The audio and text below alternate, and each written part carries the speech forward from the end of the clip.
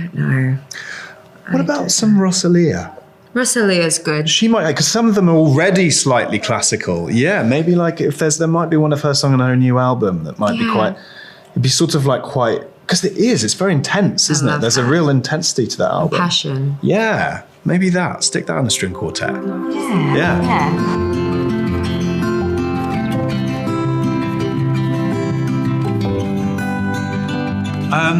It's amazing. Like I was just very, very excited. Like I think, there's something I think deep down about any actors. They just want people to pay attention to what they have to say, or like, you just want to sort of have people's attention for a moment.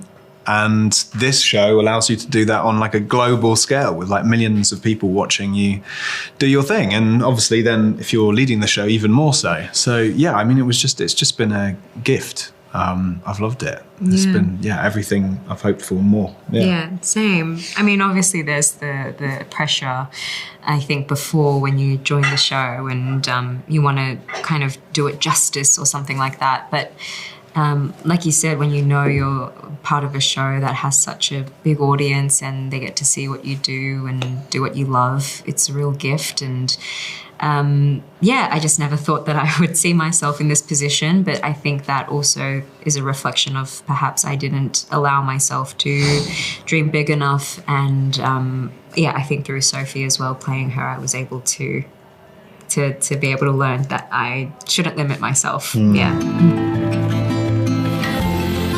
Well, I think I like that because I think what I take from that, I guess, is that the intimacy feels specific to this story of these two people. And obviously, sex plays a part in that, but it's also a lot about emotional intimacy. And I think it makes, it's funny, we were talking earlier, like it makes scenes like intimacy scenes so much less, a little bit less scary because you're not there to deliver a thirst trap. Like you're there to sort of tell a story, and I think that's really important to hold on to that because there is a part of you in your brain in those scenes or that sort of quality. You're like, oh, do I have to deliver, do people have to feel this certain way? And no, you just have to tell the story as truly as you can. And that includes the physical stuff. Yeah. Especially with these two characters, their story just happens to go on that, I think, more slow burn. And each season has its own charm and own kind of way they express love. So it's nice that people really relate to it. But it is really specific, and I think that's what's so great about each season and what Bridgerton does. I don't know why it happens. Yeah. Because I think... misogyny. Yeah. I think probably a little bit. That. Yeah. I think so. Yeah. I think so. Also, like, I feel like romance novels and classic literature, it stemmed like way back and like it's about, I think it's what any human being craves deep down inside, whether they admit it or not. And I think to put it down, I think I don't understand it because there's obviously such a place for it and people love it for a reason. And it's obviously a reflection of, I think, human beings. So... yeah, I don't know. It's like our emotional lives are really, like what I love about this story actually is that obviously there are a lot of external obstacles, but it's also about internal emotional life. And I think when I say misogyny is because I think there is sort of a sense of like, oh, well, that genre is about feelings. Yeah.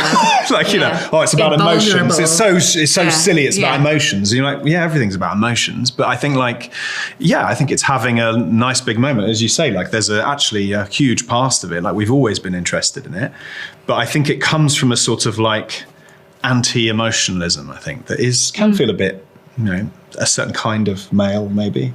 Yeah. I don't know. Maybe classist as well. Yeah. Privileged. But actually... people love it. There's a thirst for it. Turns out, Bridgerton is one, clearly, it's one of the biggest shows around. So clearly people want to see it and want to understand that side of their lives, like the sort of inner psychological stuff. It's the most satisfying thing, right? As an actor. Absolutely. Those sorts of roles. And to be able to deep dive into why humans behave the way they do, why certain people choose the paths that they go on. That's the real juicy bit, I think, of our job. What's the most challenging part? I think it was quite exposing, I think, to play Sophie as well. I think when you relate to a character so much sometimes, it's really exposing and it makes you reflect a lot of yourself, which sometimes can be quite uncomfortable. And then to actually play it and it feels like you're putting yourself out there, which can be quite scary sometimes. And also remind yourself that you're in the driving seat. Yeah. I think the thing I always found maybe the challenge is those moments where you're like, well, it's sort of what I was saying, where you sort of think, you feel a sort of sense of, oh, is this what I'm supposed to be doing in this moment? How, like, is this the romantic lead moment where I do my romantic lead acting? Yeah. And like having to sort of push that aside and just remind yourself that you are in the driving seat and that this is Benedict and Sophie's story and it has its own thing. I think that's the biggest challenge. I don't know. What about some Rosalia? Rosalia's good. She might, because some of them are already slightly classical. Yeah, maybe like if there might be one of her songs on her new album that might be quite, it'd be sort of like quite, because it's very intense, isn't it? There's a real intensity to that album. Passion. Yeah, maybe stick that on a string quartet. Yeah.